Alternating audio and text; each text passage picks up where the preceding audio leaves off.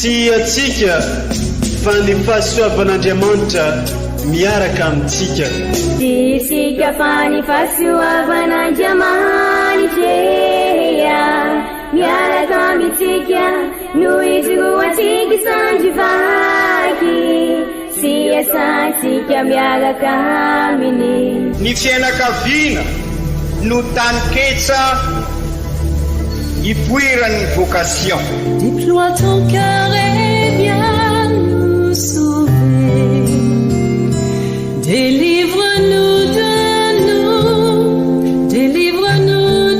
tout. Fa sisika tokoa fa ny fahasoavan'Andriamanitra miaraka amintsika. Sisika fa ny fahasoavan'Andriamanitra miaraka amintsika no izoatsika sandrivaky sy asantsika miaraka aminy. Fa olo raika atokotran'isika ao aminy, fianakaviana iray ao aminy, tsy misy hevitrevitra. Ny olo no mampizara indraindray fa Andriamanitra i Jesoa lay mpiandrony tsara ranolotra ny aina olo raika, ary ao amin'ny fiangonana ao amin'ny eglizy dia sambatra atsika mahasapa an'izay.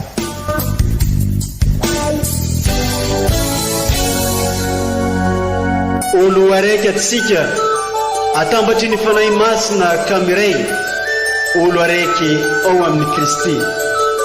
Fandaram-pampianarana iaranao amin'ny son excellence Monseigneur Benjamin Marc Caramarson eto amin'ny radio Fagniry.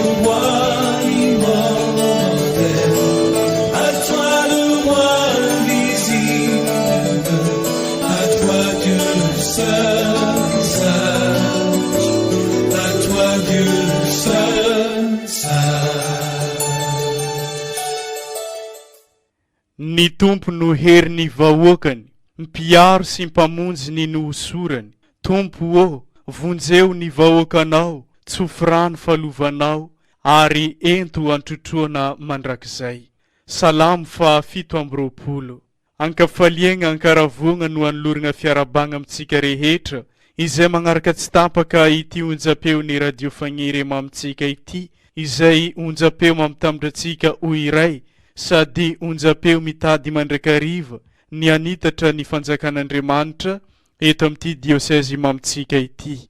Isoranay ianao izay mankamamy sy mankafy ny fampianarana sy toritenin'ny Monseigneur Archevêque eto amin'ity onjapeo-ny radio Fagniry ity. Toloranay fiarabagna manokana atsika eo ve jiaby tratran'izao alahady 12 mandavantaona amin'ny taona be izao.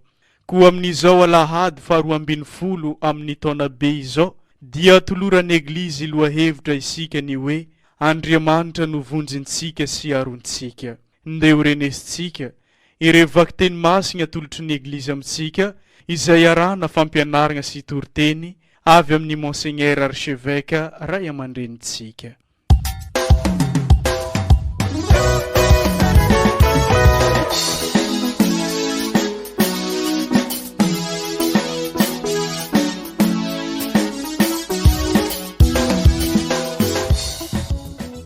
Boky ny Joba. Namaly an Joba ny tompo tao anatin'ny tafiodrivotra ka nanao hoe iza no nanidy ny ranomasina tamin'ny varavarana, fony izy nivoaka ny savoam-boana avy anamboka, raha nanao ny rahanao fitafiana aho, ary ny zavona matevina ho lambam-pandriana. Raha nampanaiky azy ny didiko, sy nanisy hidy amam-baravarana taminy, ka nilaza taminy hoe hatreto alehanao, ka tsy hihoatra fa eto no hijanona ny fianjonanjonany onjanao.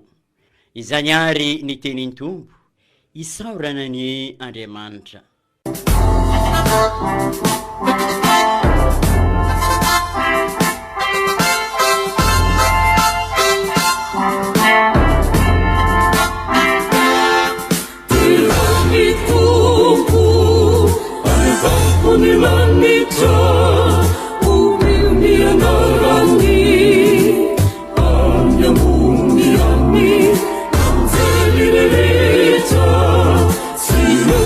Masina, masana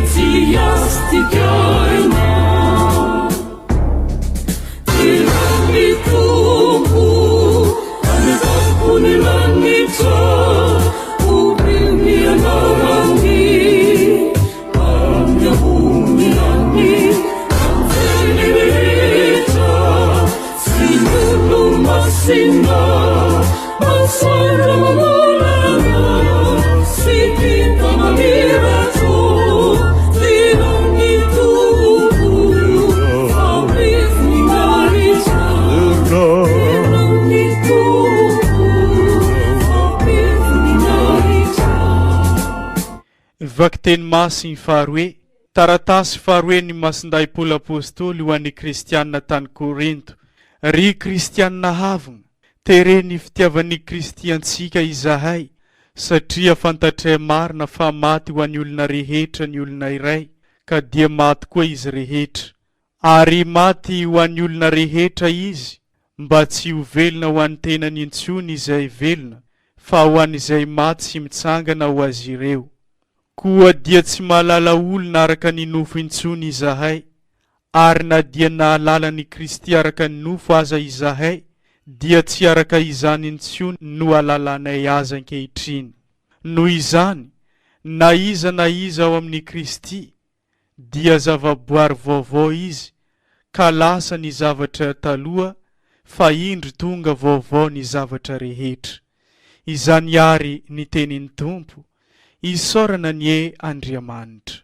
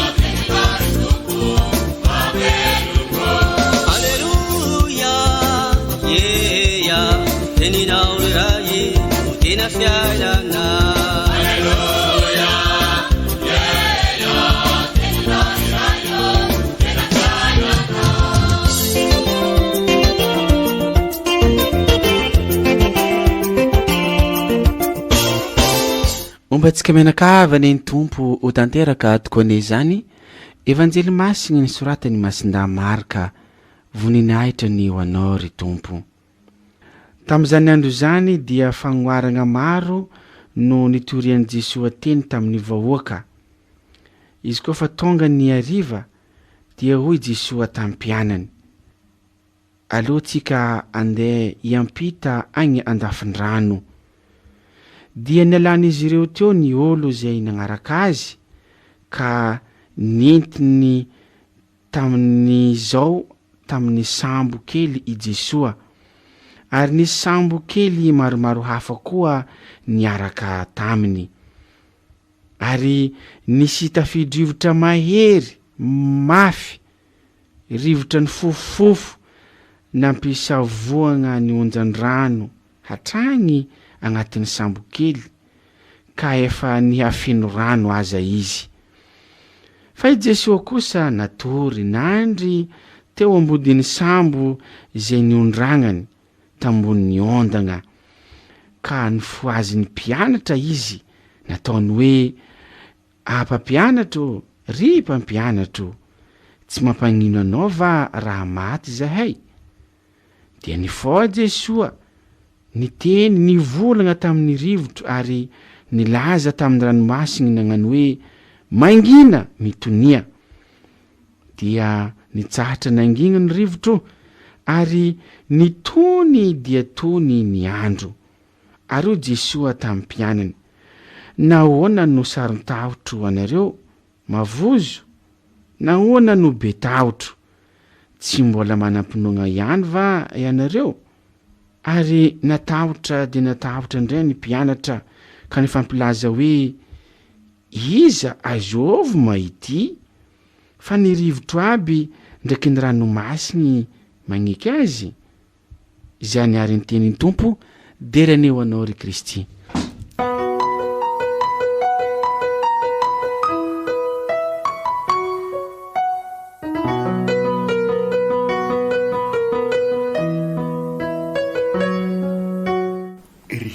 kristianina ava-malala namakivaky an'izay vanim-potoana lavalava zay isika. Tsy mbola vita tokoa ny ady ary tsy mbola vita ny dia. Mbola tena ao anatin'ny korontana virus isika zao.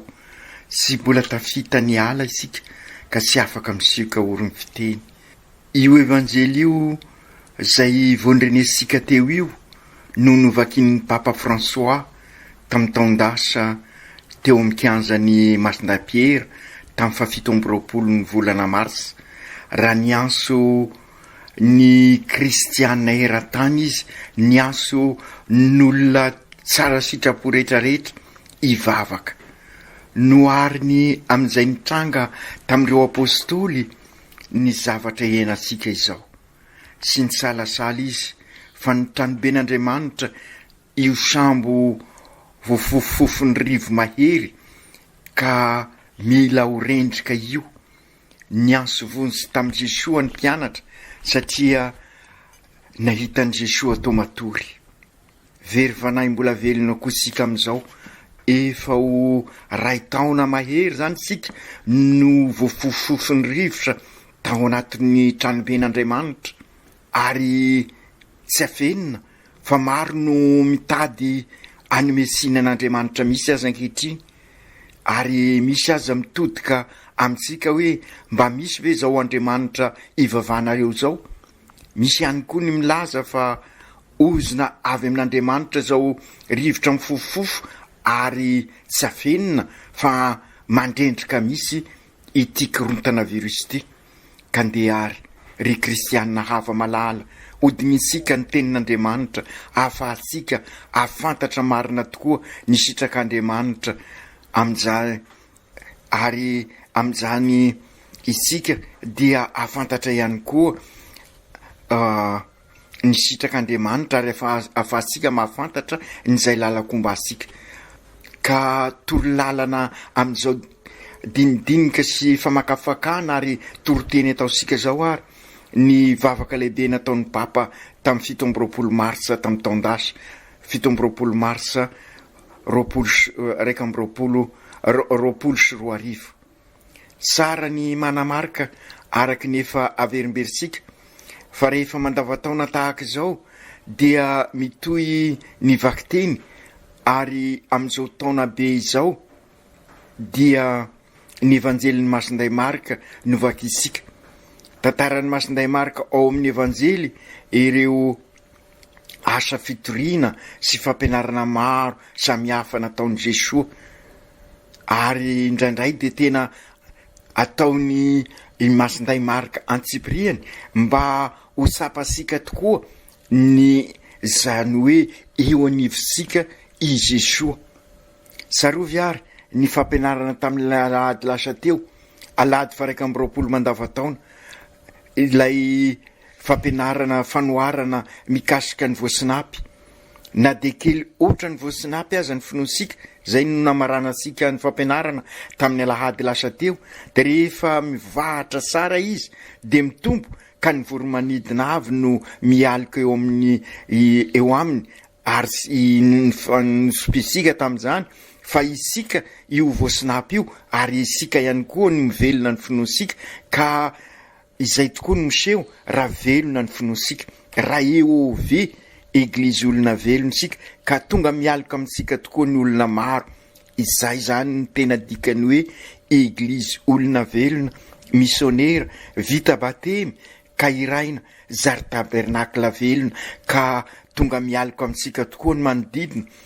Izany no mahatonga ny asika hoe tena baba isika araky ny fampianaran'ny Papa mila baba zao fotoana zao ka tonga mialika amin'ny baba satria fantatra ny fa ilay finoana velona ny ainasika ka afaka mialoka amintsika. Zany hoe le mialoka zany fifampitokisana ka izay ny tena ilaina koa amin'ny fifandraisana eo anivosika. Ka izay no mahatonga ny Papa nilaza hoe mila baba zao andro zao ranaka any Masindahy Josefa izy ho modely ho asika baba tia vavaka mifandray amin'Andriamanitra, baba marina sy mivadika amin'ny teny nomena, baba miasa baba zay mamelona mahafoy ho an'ny ankonany.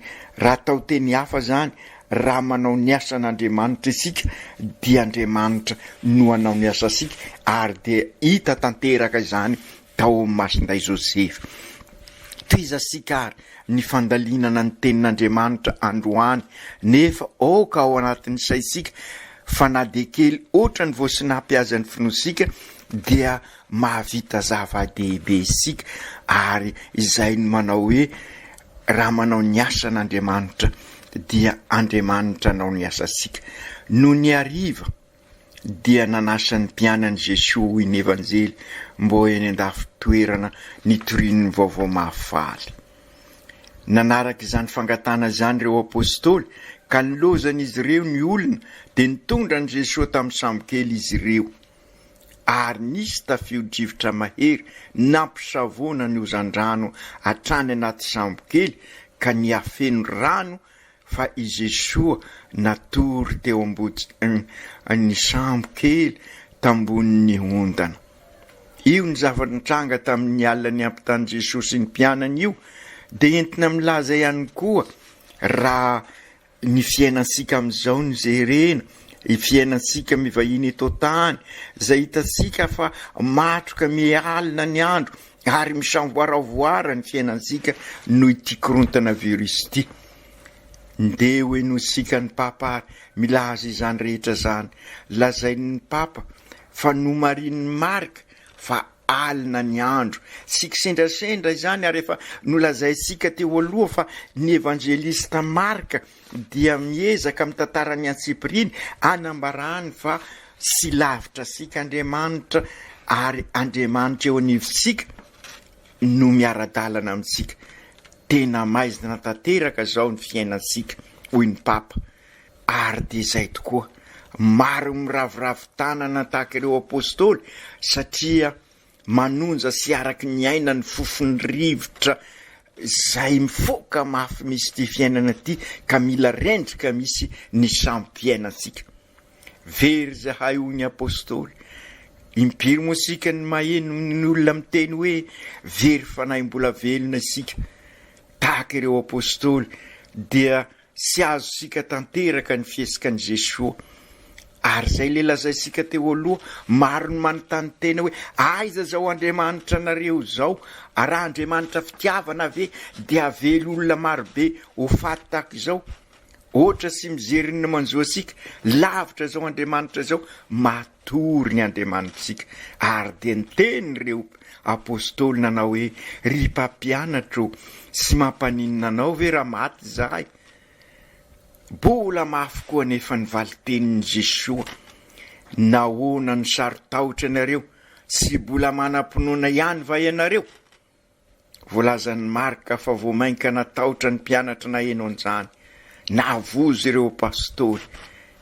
Izany koa ny zava-mitranga amintsika amin'izao, aiza zay Andriamanitra zay? Nefa aoka ny fanazavan'ny papa no anampy asika atakatra ny hevitra ny evanjely. Ho indrindra ny papa, ny marina ho izy, tsy Jesosy ny matory fa ny finoan'ny mpianatra no natory tamin'izay, ary zay ny mahatonga any Jesosy ny laza hoe tsy mbola manam-pinoana va ianareo? Ary dia izay koa isika izao, mireparepaka ty, mitady aty, mitady an'izao, mitady fomba maro samihafa, miatrika an'izao reto mandoza izao. Ary zay ihany koa ny mahatonga ny papa milaza hoe marina ilaina ny vaksiny, fa ny tena ilaina indrindra dia ny finoana amelombelona sika hiatrika an'izao, ary mila rano velon'ny fanantenana sika anana fahasahina fa eo anivosika dia sy maintsy mandresy Jesosy. Ary raha mahatoky ny fandresen'i Jesosy sika dia ho velominy sika ao am-posika ao ny afim-pitiavana, ary dia ero asika ny fankalazana ny Pentekoty voasihela. Ka izay ny mahatonga ny papa tamin'ny taon-dasa nilaza amintsika hoe aoka ho foazysika ny finoansika sy ny Jesoa ny matory fa isika no mampatory. Ary aoka zava zay resaka zay isika ny mampatory ny finoansika satria varimbarina amirendrarendra ety ivelany sika ary de zay no asan'ny demony mampatory asika. Ary zay hitasika zany amin'ny zava-mahadomelona ary dia manapotika ny fiainansika tokoa io mampatory io. Ka izay no ady sy mainsy ataosika. Ka araky ny averisika dia rehefa ny foa tamin'ny toromaso ireo mpianatra de tonga tamin'ny seranany ny sambo. Ka fataro ary fa ny seranana ho asika de ao am Jesoa ary any an-danitra ny tanjom-piainansika an'ilay seranana sy moramora ny atongavana any araky ny efa naverisika teo. Ady sady dia satria ady amin'ireo rasy mampatory asika. Sarotra ny lalana satria manonja ny rano ary maro nireo fahasahiranana sy fahasarotana sy mainsy atrena entiny ty korotana virusy io isika. Ady sady dia ny fiainana ady amin'ny rasy mila mandrendrika asika ireo fakapanahy maro sy mora ary ny dia koa tena mideza sy sarotra ka mila sy ho tafavoaka asika. Navozo ny hofaty ireo apôstôly karaha izay koa isika mafy eo anatrehany ty arety mandoza ty na de fantany aza fantatry ireo apôstôly fa ao any sambo kely miaraka amin'izy ireo Jesoa nifoazin'izy ireo i Jesoa ka nilazany hoe ry mpampianatro sy mampaninina anao va raha maty izahay dia nifoa i Jesoa ka niteny mafy ny rivotra ary nilaza tamin'ny ranomasina hoe mangina mitonia de nisahatra ny rivotra ary nitony ny andro.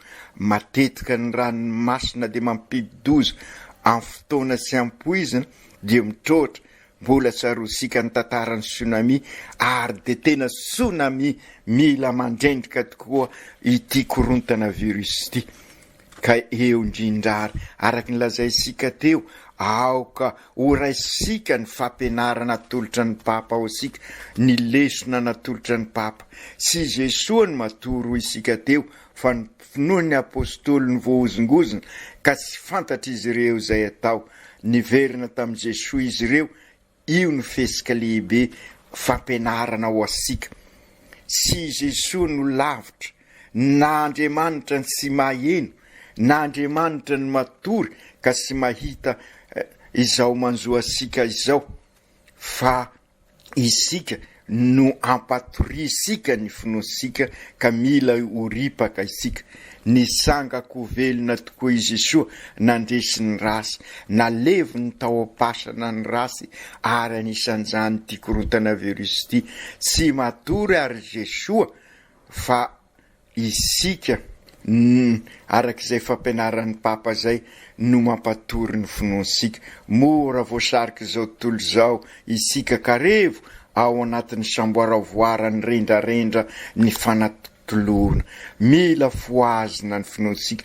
Inona ny dikan'izay hoe mila foazina ny finoasika de sy inona fa isika mibebaka miverina amin'ny Jesoa tahaka an'ireo apôstôly miverina amin'ny Jesoa ka rehefa miverina amin'ny Jesoa isika dia tony ny ranomasina de izay ny dikan'ny famenona ireo sazosota ireo siny enina araky ny afatry ny masiny Maria ataovy zay lazainy aminareo ary fataro fa tany Kana no nisehon'io tenin'ny masiny Maria io ary io ny famantarana voalohany nataon'i Jesoa ary de lazainy masindazoany fa non'io de nino ny apôstôly ka izay koa raha miezaka isika miverina ary mameno ireo siny enina ireo sazoa enina dia ifoa itokoa ny finoasika diniasika sara moa fa anisan'ireo sazoa fenona ny fandaliana-ponoana miverena ary sika am' Jesoa ka alalinosika sy amafisisika ny finoansika oka iamafy hatrany ny finoana sy ny fitokisasika an'Andriamanitra. Izy no mitantana ny zavatra rehetra ary naverimberiny sika matetika fa sy tia korotana verusy tia ny tompo teny farany na de eo azany zava-mitranga maro samihafa sy fantapiaviana fa i Jesoa no tenin'Andriamanitra alfa sy omega. Izy sy miova omaly anio ary mandrakizay. Izy ny lalana sy fahamarinana ary fiainansika. Hitasika miariary amin'ny evanjely fa mahery tokoa i Jesoa. Teny indray mbava ho isika teo dia nangina ny rivo mahery zay tady anapotika ny apôstôly. Mangina mitonia ho Jesoa de ny sahatra ny rivotra ary ny tony ny andro. Mahery Jesoa sika. Jesoa lehilahy mahery, ainy mampangina ny rivotra, ainy mampitony ny ranomasina, manam-pahefana lehibe izy eo anatrehan'ny herin'ny maizina sy ny demony. Ka izay indrindra ry kristianina havana, hitan'ireo apôstôly fa tena teo anivon'izy ireo tokoa i Jesoa. Ka aokary ho sapasika koa fa eo anivosika mandrakariva Jesoa. Foazy ny finoansika de sapasika fa eo anivon'ny fiainansika i Jesoa na de am'ireny fotoana sarotra ireny azy. Famantarana sy fahagagana maro no nataon'i Jesoa ka na de mbola kely finoana ihany ary ireo apôstôly dia nasapa fa lehilahy mahery tokoa i Jesoa. Andriamanitra mahery tokoa i Jesoa. Raha sanatria ka nilentika ny samo de sy ireo apôstôly ihany no faty fa niara-maty tamin'izy ireo ihany koa i Jesoa. No hoe sy mampaninona anao vera-maty izahay de to mbola ahitana taratra ihany azy ny fitiavatena ao amin'ireo apôstôly. Io ny toetra sika olombelona ary io ny sy maintsy idivasika mafy fa io no manapotika ny fifandraisana dia ny fifandraisana amin'Andriamanitra, fifandraisana amintsika samby olombelona, fifandraisasika amin'ny zavaboary. Ka okary mba alevisika lavitra sika ny fitiavatena zay tady andrendrika sika. Mampianatra izany indrindra ny papa ao amin'ny ensiklika Fratelli Tutti. Fa raha te andresy izao korotana virus izao sika de sy maintsy miverina am' Jesoa ka mametraka sara ny politika lavorary araky ny afatra ny eveka tamin'ny taratasin'izy ireo tamin'ny Pentecote. Mila politika lavorary zao andro iainasika izao ka politika lavorary hitondra sika amin'ny firalahina sy ny fifankatiavana eo anivon'ny fiarahamonina, ny firenena tsirairay avy mba hahatonga sika ho fianakavim-be tokoa miara-miaina eto anivon'ity tranobe iombonana ty. Afatry ny eveka tamin'ny Pentecote zany. Sy inona io politika lavorary io ny eveka fa ny fahafoizana sy ny fanompona ao anatin'ny fahamarinana sy fikasana ny soa iombonana. Io voalazany eveka io no fotom-pampianarana efa iainasika eto nanomboka tamin'ny volana oktobra ka nivoizina tao anatin'ny taratasy pastoraly fahawity velobelarin'ny anexa 3 zay iainasika amin'izao fotoana zao nanomboka mipaka ka miafara amin'ny mifankalazana any Masin'ny Maria nampakarina vatana sy fanahy any an-danitra amin'ny 15 araroty ary kristianina havana fa efa nisy dingana natao sika eto anivon'ny diosesika iroso amin'izay fanorenana ny fianakavian-Jagnahary, fianakaviam-ben'Andriamanitra, Fratelli Tutti, olo raika sika ziaby isika amin'ny alalan'ny fivelomana sy fanatanterahana lay politika lavorary ampianarin'ny papa zay sy inona fa ny fahafoizana fanompona fahamarinana fikasahana ny soa iombonana ka hitondra sika hifampisimbana sy hifanasoa ka sy ho rendrika naovinanaoviana ty tranobe iombonana ty satria entan'ny finoansika velona isika ary entaniny rano velony fanantenana ary atosiky ny fitiavana ka miova tanteraka ny fifandraisasika rehetra araka ny voalaza teo ny fifandraisana amin'ny zavaboary zay voakolokolo ka zary mamelona sika toy zay mandrendrika sika sanatria araky ny zavamisy any amin'ny faritra simo kanefa raha sy mitandrina sika ho ineveka dia ahenika ny Madagasikara io zavamisy any asimo io ny fifandraisana amintsika mpiarabelona zay mifototra amin'ny fihavanana voadio fihavanana sady kristianina no malagasy ary ny fifandraisana vokatra n'izay rehetra zay amin'Andriamanitra velarin'ny finoana sy fanantenana ary fitiavana. Ireo rehetra reo no teny nataon'i Jesosy raha jerena maimaika de toa mavesatra ho isika teo nefa tena misy fampianarana lalina ary mametraka tsara ny anjara toerany ny apôstôly antsoina andresy ny rivotra mahery ary de izay ihany koa no anjara toerany sika eglizy olona velona missionnaire anjara toerany sika andresy ny rivotra mahery entiny zao tontolo zao tady anapotika ny fiainasika.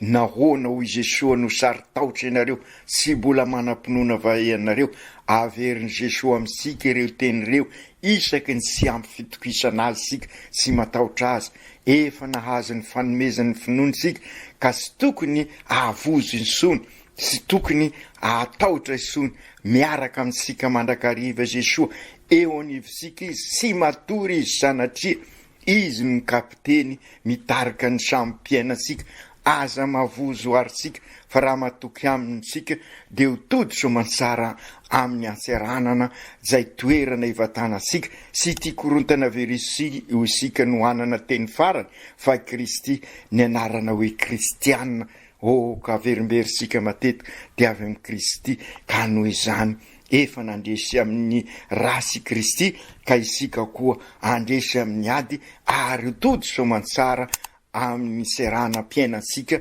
amin'ny dia ataosika. Ny vakiteny voalohany ao am-bokin'ny Joba de ny fidin'ny eglizy manokana amin'izao vanim-potoana mandavataona zao satria misy itovizany amin'ny evanjely voandrenesika teo sy maintsy fantatra sika sara aloha ny tantaran'ny Joba na ny zavatra niseho taminy vao afaka tena mahazo ny hevitra n'io vakiteny voalohany io. Maro ny fanontaniana napetraky Joba tamin'Andriamanitra noho ny fisapana mafy nanjo azy ary nanome siny azy aza nanome siny an'Andriamanitra ary reo olona nanodidina azy koa de toa nampirisika azy nanantena valim-panontaniana avy amin'Andriamanitra Joba kanefa toy navaliny tamin'ny fametraha-panontaniana indray no nataon'Andriamanitra tamin'i Joba.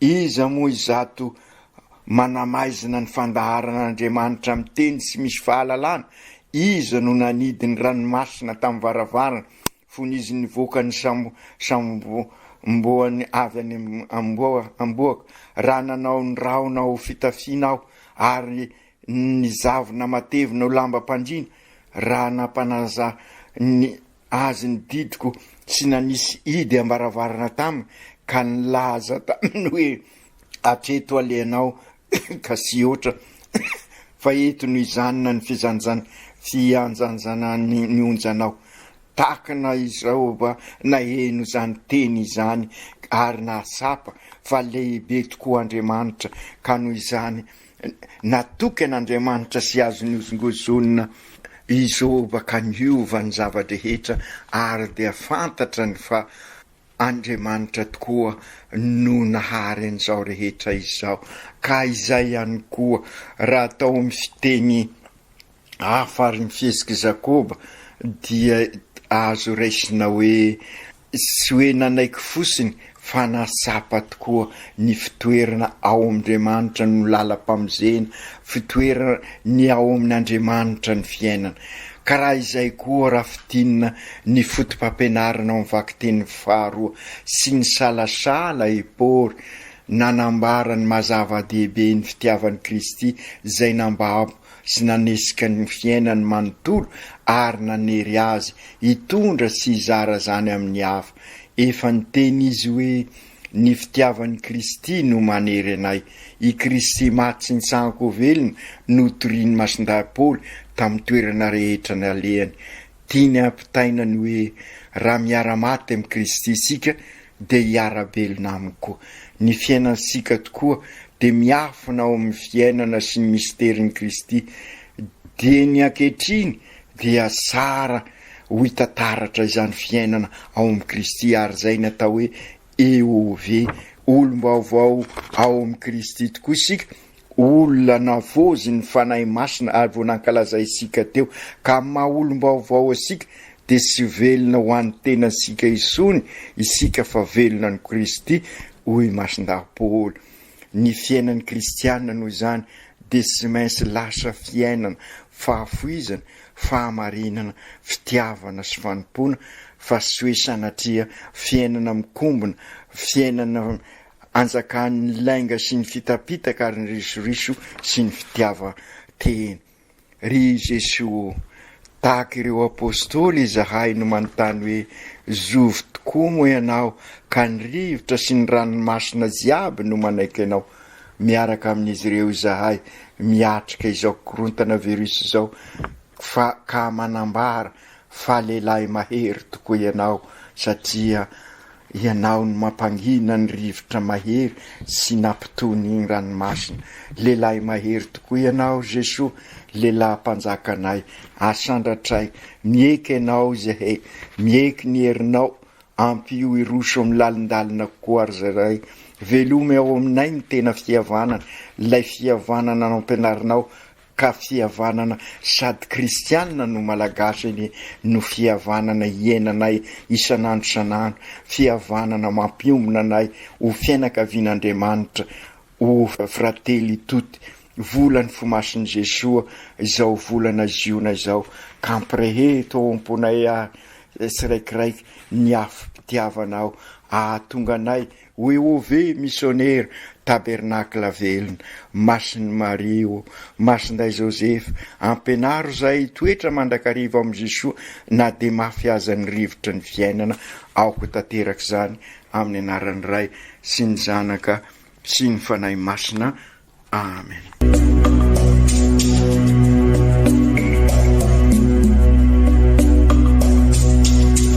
Tsy atsika fa ny fahasoavan'Andriamanitra miaraka amintsika. Isika fa ny fahasoavan'Andriamanitra miaraka amintsika, noho izy roantsika isandrivaky, sy asantsika miaraka aminy. Ny fianakaviana no tany ketsa ipoiran'ny vocation. Déploie ton cœur et viens nous sauver. Délivre-nous de nous, délivre-nous de tout. Fa sisika tokoa fa ny fahasoavan'Andriamanitra miaraka amintsika. Isika fa ny fahasoavan'Andriamanitra miaraka amintsika, noho izy roantsika isandrivaky, sy asantsika miaraka aminy. Fa olo raika tokoatran'isika ao aminy, fianakaviana iray ao aminy, sy misy hevitrevitra. Ny olo no mampizara indraindray, fa Andriamanitra, i Jesosy, lay mpiandrony tsara ranolotra ny aina, olo raika. Ary ao amin'ny fiangonana, ao amin'ny eglizy, dia sambatra antsika mahasapa an'izay.